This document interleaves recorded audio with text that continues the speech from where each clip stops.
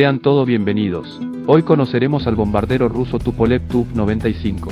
El Tupolev Tu-95BR es un bombardero estratégico y portamisiles propulsado por 4 motores turbohélice, fabricado por Tupolev en la Unión Soviética.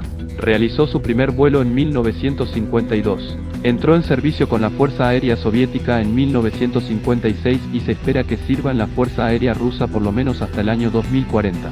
Sigue siendo la aeronave más veloz propulsada por hélices que es producida en masa, y el único bombardero estratégico de turbohélices en uso operacional en el mundo.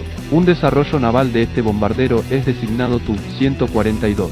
El requerimiento para el nuevo avión, confiado a las oficinas de proyectos de Tupolev y Myasishchev en 1950, en plena Guerra Fría, pedía un alcance de 8.000 kilómetros sin reabastecimiento aéreo de combustible desde otros aviones cisterna, suficiente para amenazar objetivos clave de Europa y Estados Unidos desde bases soviéticas en el Mar del Norte.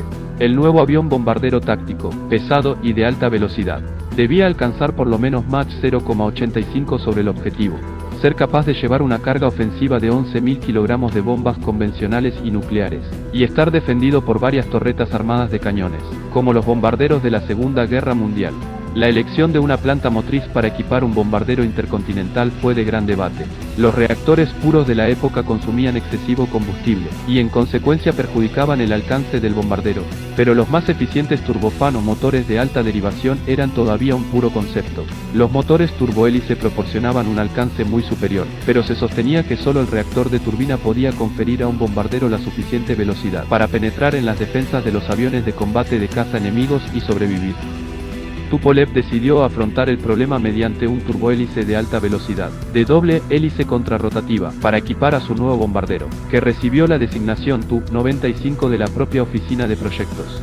El secreto del Tu-95 para lograr su velocidad y gran alcance, reside en la cuidada optimización de hélices bastante convencionales, a fin de adecuarse a los nuevos requerimientos solicitados sin necesidad de instalar motores de turbina, que consumen más combustible y en esa época estaban en el inicio de su desarrollo. Las previstas hélices contrarrotativas de 8 palas fueron repetidamente modificadas, hasta conseguirse que la mayor parte del empuje se produjese en las secciones internas de las palas, que operan a inferiores velocidades relativas que las puntas. Estas comenzaban a alcanzar regímenes supersónicos a medida que la velocidad del avión se acercaba a Mach 0,7, la velocidad de crucero más económica de consumo de combustible del Tu-95, pero debido a que la mayor parte del empuje se generaba en las secciones internas de las palas, las hélices conservaban una buena eficacia a esta velocidad, si bien no óptima hasta un límite de velocidad Mach 0,85, donde estaba su mayor ventaja. El turbohélice elegido fue el Kuznetsov NK-12, con una potencia de 14.794 HP cada uno, a bajo régimen. Un sistema de admisión de aire variable y válvulas de purga reducía la relación de presión del motor, y en consecuencia podía reducir su potencia para el momento del aterrizaje, y durante los vuelos a gran altitud, donde podía ahorrar más combustible lográndose aumentar el alcance en las misiones de combate. El nuevo motor de turbohélices NK-12 utilizaba hélices contrarrotativas, y empleaba un control electrónico para gobernar la velocidad de la hélice y la potencia de los motores, algo muy avanzado para su época. La estructura de estas hélices y la gran potencia de los motores hicieron que el Tu-95 se convirtiese en uno de los aviones más ruidosos del mundo. Incluso los sistemas de sonar de los submarinos podían determinar su posición. La célula del Tu-95 era bastante convencional.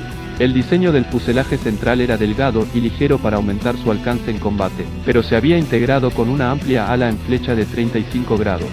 El aflechamiento alar era necesario a fin de cumplir con las exigencias de aceleración y velocidad.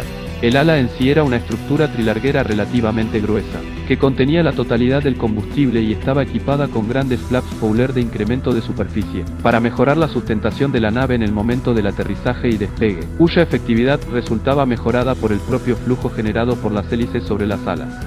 Los aterrizadores principales se retraían hacia atrás y se guardaban detrás de los dos motores internos, instalados junto al fuselaje central, para no interrumpir la estructura básica alar y dejando el fuselaje central para la bodega interna de armas, logrando obtener un diseño de alta resistencia y un acople de las alas al fuselaje central para permitir su mejor sustentación, transportar mayor carga de armas y alargar su vida operativa.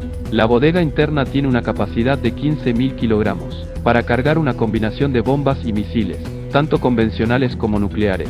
El armamento defensivo, compuesto inicialmente en una torreta ventral y otra caudal, cada una con 2 cañones de 23 milímetros con un sistema electrónico de guía de radar, estaba agrupado en la sección trasera del fuselaje y operado por 2 observadores artilleros situados en la popa de la célula, en la base del timón vertical de cola y con mandos a distancia de control remoto. En 1954 el Tu-95 realizó su vuelo inaugural. En los ensayos de vuelo realizados sin equipo militar, el Tu-95 alcanzó la astronómica velocidad para esa época de 950 km por hora, equivalente a casi Mach 0,9.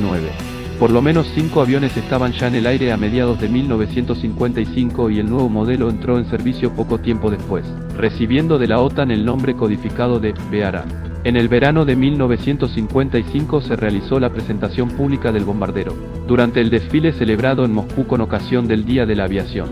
Mientras que la aparición del nuevo Tu-95 había provocado algo parecido a pánico en los círculos de defensa occidentales, porque en la época de su introducción la mayoría de los cazas nocturnos y todo tiempo estadounidenses eran anticuados y lentos modelos de ala recta, la rápida mejora en la tecnología de la interceptación de Europa y Estados Unidos, y los nuevos misiles de defensa antiaérea, superficie-aire, hicieron que el bombardero subsónico de media cota, armado de bombas convencionales y nucleares de caída libre, quedase rápidamente obsoleto.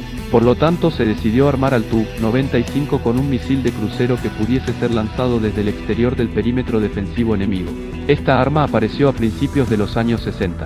Conocida solo por su designación de la OTAN, AS-3 Kangaroo, era con mucho el mayor misil aire-superficie en servicio hasta la fecha y estaba adelantado a su época. En tamaño y configuración parecía un pequeño avión de caza. Estaba propulsado por un único motor a reacción y llevaba una cabeza termonuclear de 800 kilotones.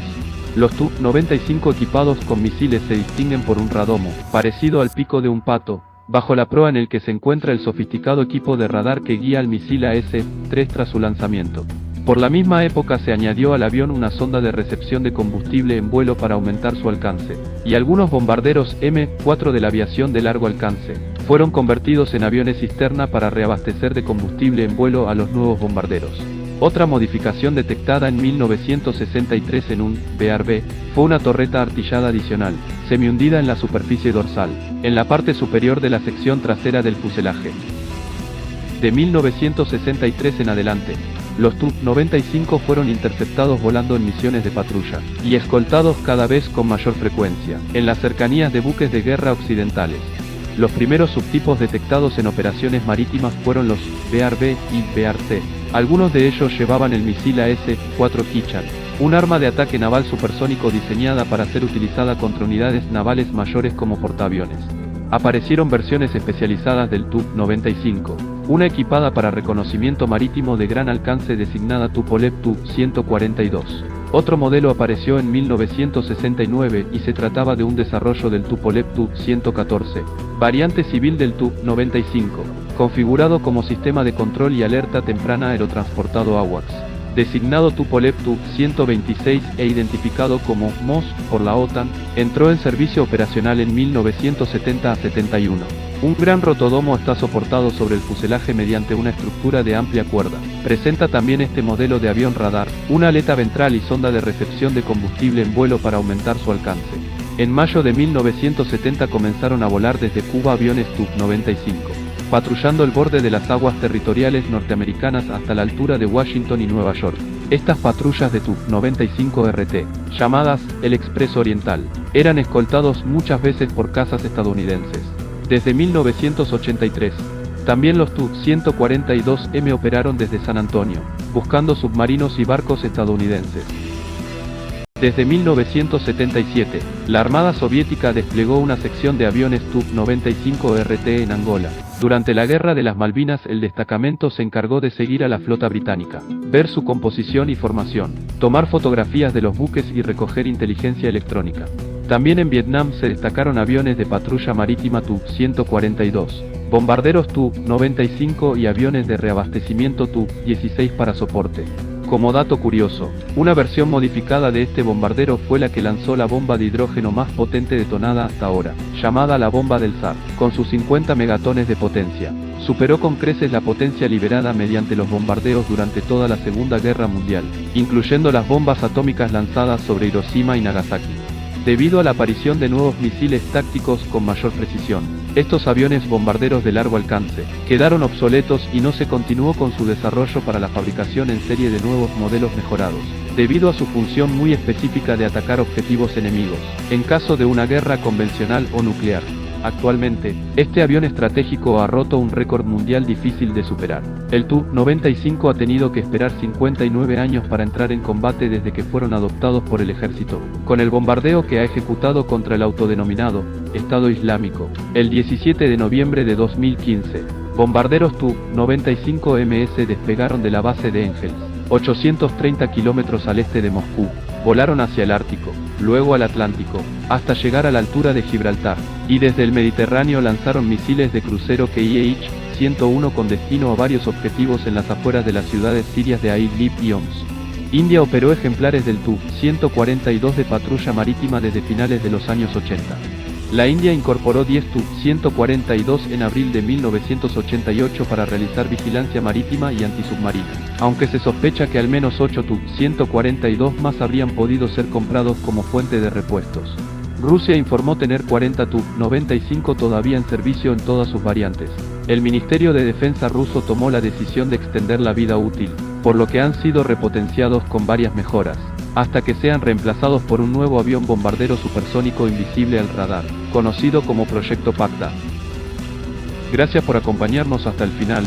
Si te gustó el video no olvides suscribirte, y así apoyarnos para seguir subiendo contenidos. Nos vemos en un próximo video del Legionario.